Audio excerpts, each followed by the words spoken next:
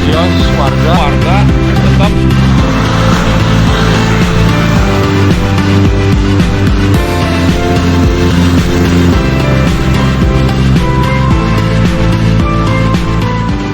musyawarah warga masyarakat Citepus yang terdampak penggusuran yang merasa dibohongi oleh PT Pasifik Budaya Pariwisata bertempat di Aula Desa Citepus menjadi saksi betapa alatnya musyawarah yang dilakukan kedua belah pihak. Warga masyarakat Citepus yang terdampak akan diadakannya penggusuran oleh pihak konsultan PT Pasifik Budaya Pariwisata musyawarah semakin tegang dengan adanya pertanyaan warga yang menyebutkan bahwa 3 poin yang diajukan yakni: 1. Tempat usaha yang layak di lokasi yang sama. 2. Tempat tinggal yang layak diganti untung bangunan. 4. Menolak penggusuran serentak apabila pembangunan tidak serentak. Dan 5. Menolak adanya orang ketiga untuk pembebasan lahan bangunan selama ini namun tidak digubris oleh pihak konsultan. Pertemuan tersebut menghadirkan para petinggi dari konsultan PT Pasifik Budaya Pariwisata, dihadiri juga oleh Kepala Desa Citepus Koswara Ormas dan LSM juga perguruan silat yang ikut berkumpul pada hari Selasa tanggal 8 Oktober 2024. Herianto, Ketua Koordinator Warga Masyarakat Citepus Terdampak atau disebut Ketua Perwakilan Citepus Bersatu, mengatakan saat audensi yang pertama kita mendapatkan 1 poin, yaitu kita mendapatkan tempat di dalam. Malah pada statement musyawarah yang kedua ini, mentah lagi tuntutan warga kan ada 3 yang kemarin 1 poin, sudah seharusnya kan sisanya ada 2 lagi. Tuntutan yang 1 saja mentah lagi karenanya kami merasa dibohongi, ternyata setelah melakukan perdebatan sengit lewat musyawarah usulan warga kembali mentah lagi. Poin ke-1 tempat usaha yang layak di lokasi yang sama, kedua tempat tinggal yang layak, dan yang ketiga ganti untung. Kita inginkan 3 masalah ini harus dipecahkan melalui musyawarah untuk mufakat, tapi ini musyawarah serasa tidak ada kesempatan karena mentah kembali dengan mereka bohong. Warga masyarakat hari ini tidak arogan, kami melakukan musyawarah yang bernilai norma-norma kemanusiaan dan sebaliknya pihak pengembang harus juga memanusiakan kami terhadap 3 poin tersebut. Dalam jaraknya 2 minggu akan ada musyawarah kembali dan apabila 3 poin ini tidak disetujui terus lalu mereka melakukan eksekusi lahan, kami akan melakukan aksi Sukabumi Beruntak atau Melek Jilid kelima yang akan menurunkan massa lebih besar-besaran lagi dan akan siap bertumpah darah di sana. Dilihat dari struktur pemerintah kami berKTP lokasi itu sudah ditentukan RT 04 RW 03 Desa Citepus Kecamatan Palabuhan Ratu Kabupaten Sukabumi. Dan di lokasi tersebut apabila ada pemilihan pilkada baik itu pemilihan bupati, gubernur maupun presiden, di situ ada TPS-nya. Di lingkungan saya itu ada TPS sudah akui secara kewarganegaraan Indonesia, cuma lokasinya sengketa, kami membeberkan lahan tersebut lahan Kementerian Kehutanan. Dari Citepus Kecamatan Palabuhan Ratu Kabupaten Sukabumi, reporter nasional Palapa TV Rian Sabta Nurdiansyah SE mengabarkan. Barang-barang kita untuk maju bersama. Parkir sini nggak gampang. Saya lihat secara ini gambar itu cantik ya Pak ya. Tapi saya lihat situ pohonnya banyak dan pohon itu konservasi alam. Ada aturannya di dalam keputusan itu, nggak boleh tebang pohon-pohon yang itu yang dilindungi. Jadi pohon-pohon ini murni nih pohon-pohonnya. Kita adanya di bawah pohon nanti. Jadi ya itu ada dipahami bersama. Nah, perusahaan dalam rangka meningkatkan pendapatan tentunya akan menunjukkan daya tarik. Daya tariknya adalah kesenian, pertunjukan, fasilitas, kelas seperti itu. Kemudian keindahannya terjamin. Tiketing bagi yang ini kan mau dipakai nanti ya, yang di bawah ya, bukan ini ya. Kalau dipindahkan itu bukan penataan Pak, tapi penggusuran. Ya mungkin gitu ya para warga.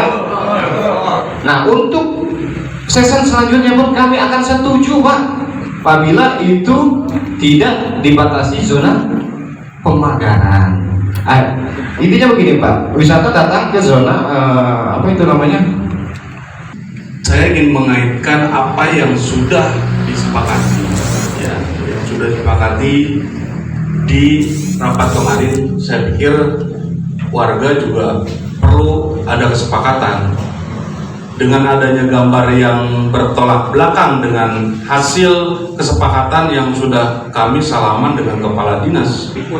Kalau memang ada tawaran-tawaran ataupun poin plus yang Bapak berikan, itu menjadi kesepakatan, kita akan remuk lagi bersama warga. Ya. Nah, ya berarti masjid ada di sini, kemudian sekarang ada di sini, jual ini. Ya, baik. Dan kami tanyakan tempat tinggal kami atau usaha kami ini akan dibikin apa, Pak? Kalau ini akan dibikin lagi suatu kios, nah ini hanya kami tetap, Pak, karena ini tidak lepas pantai. Nggak ada kios. Kalau nggak ada kios lepas pantai ya. Tapi ya jadi ini kan berikut jalan provinsi yang kita miliki. Iya. Ini berarti kami tinggalnya di sini. Nah, kalau ini Bapak bangun kios-kios atau tempat usaha seperti ini akan mati, Pak. Oke. Karena apa? Di sini akan bergerombol kayak semut atau siru, Pak. Pengunjung yang di tetangga ini akan mendekati kios-kios yang Bapak berdirikan di sini. Berapa tempat? 100 meter? 10. Bahwa Batu Kabean ini. kalau menurut saya dia tidak menyetujui segmen, berarti dia tidak membela rakyat. Saya pikir begitu, Pak. Dan tidak ada sulitnya ketika segmen Bapak kenapa tidak membawa kami biar kami yang bicara dengan kementerian ini loh rakyat supaya segmen setuju. Sore Pak, bagaimana hasil pertemuan dengan Pasifik saat ini ya, tadinya di segmen audiens pertama kita mendapatkan 1 poin yaitu tempat usaha di dalam, malah kebalikannya. Jadi ada musyawarah segmen kedua ini semua mentah tuntutan warga. Kan tuntutan warga ada 3, kemarin disetujui 1, sekarang berarti harusnya sisanya 2. Ternyata setelah kita melakukan perdebatan sengit dan musyawarah, jadi kembali mentah. Jadi tuntutan warga kembali 3 lagi yang belum terputuskan. apa aja Pak? Satu itu tempat usaha yang layak di lokasi yang sama, 2 tempat tinggal yang layak, dan ketiga ganti untung.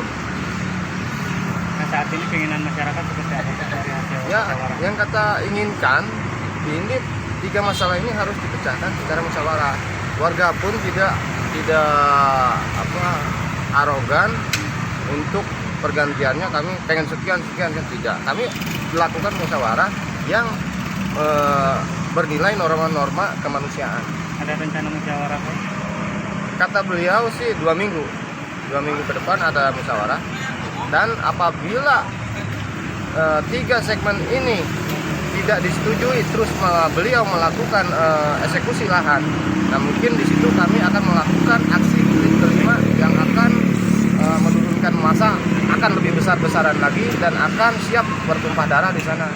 Nah, tadi konsultan bilang masyarakat itu tidak berizin, harusnya sudah pergi. Itu Pak tanggapan itu? Kalau dibilang kami tidak berizin, kami ada KTP-nya di lokasi itu, cuman lahannya saja.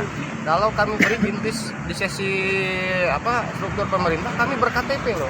Kami ber-KTP di lokasi itu sudah ditentukan RT 04, RW 03, dan di lokasi tersebut apabila ada pemilihan pilkada ataupun pilpres, di situ ada TPS-nya. Di lingkungan saya itu ada TPS. Sudah diakui. Sudah diakui oleh negara secara tidak langsung kewarganegaraan. Cuma lokasinya masih sengketa, dalam artian kami membenarkan lahan itu lahan Kementerian Kehutanan. Cuman tidak ada pelang dan tidak ada eksis untuk kehutanan.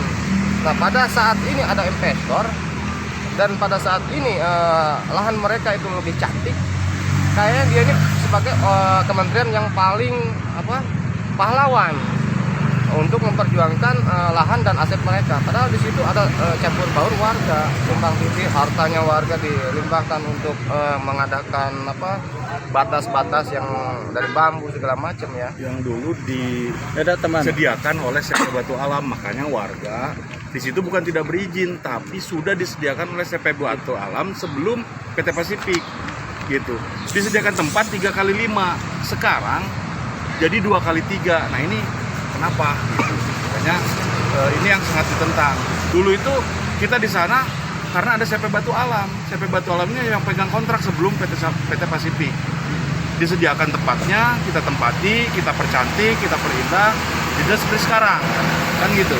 Kenapa PT Pasifik memperkecil ruang usaha kita, gitu kan? Tuh. Pak, dari tahun berapa Pak izin itu keluar Pak dari Batu Alam? 2000-an lah ya.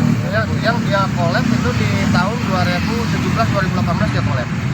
Nah di itu kami tidak ada sistem pengawasan lagi dari CP Batu Alam. Dalam hal ini CP Batu Alam ini sangat bijak kepada warga.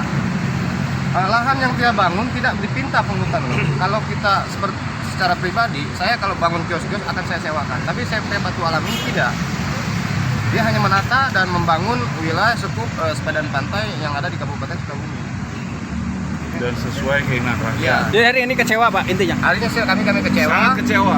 Karena ada satu putusan musyawarah yang terdahulu ini kembali mentah. Dalam artian sudah disetujui, yang banyak saksi di situ, ada kepala desa, ada camat, ada dinas-dinas, dan Kabid KSDA provinsi ada, dan beliau pun yang sekarang menjabat sebagai ketua konsultan, beliau pun hadir. Kalau secara rasional, siapapun yang hadir di sana, dia akan menyetujui hasil musyawarah. Nah, tapi pada saat ini beliau ditunjuk sebagai ketua konsultan yang menggantikan konsultan yang terdahulu.